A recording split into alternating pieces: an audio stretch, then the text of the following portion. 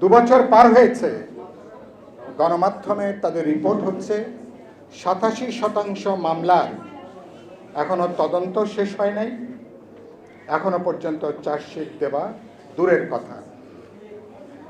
2 বছরে যদি মামলার এই গতি হয়, তাহলে আমাদের জুলাই যে হত্যাকাণ্ড, যে বর্বরতা, এটার তদন্ত, এটার চার্জশিট, এটার বিচার মনে হয় প্রায় 50 বছর লেগে যাবে।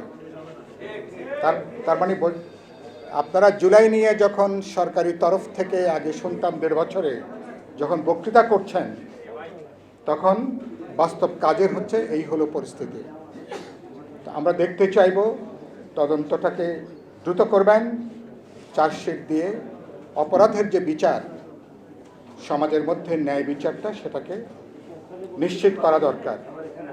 আবার একই সাথে অনেক নিরপরাধ মানুষ আছেন যাদেরকে ভুয়া মামলা দিয়ে, যাদেরকে নানা ব্যক্তিগত পারিবারিক নানা কারণে এবং অনেক সময় নানা বাণিজ্য আছে এর পেছনে, এরকম অসংখ্য মানুষকে জেলখানায় তাদেরকে রেখে দেওয়া হয়েছে। তাদের ব্যাপারেও আমি মনে করি এভাবে তাদের উপরে যে অন্যায় অবিচার হচ্ছে, এটাও বিবেচনার মধ্যে এটাকে নেওয়া দরকার। আজকে 19শে জুলাই, ঠিক এই দিনে 2 বছর আগে এই প্রেস ক্লাবের সামনে বিএনপির ওদিন গায়েবানা জানাজা ছিল, বিশেষ করে আবু সাইদ সহ। ওদিন যে কক্সবাজারের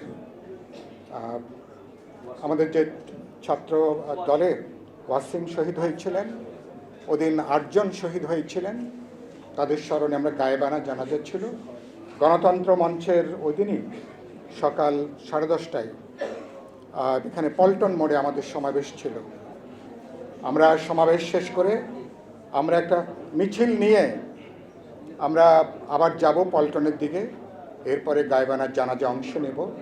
আপনারা জানেন যে এই পল্টনে মেট্রো স্টেশনের নিচে অবিশ্বাস্যভাবে আমাদের এই মিছিলে পুলিশের গুলি, হামলা, টিয়ার গ্যাস, সাউন্ড গ্রেনেড, বেপরোয়া গুলি, এবং আমাদের ভাসানী অনুসারী পরিষদের তখন নাম ছিল আমাদের বাবলু ভাই থেকে শুরু করে আমি নিজে, সাকি, হাসনাত কায়ুম সহ অসংখ্য নেতাকর্মীরা আহত হয়েছেন এবং হাসপাতালে অনেককে নিতে হয়েছে।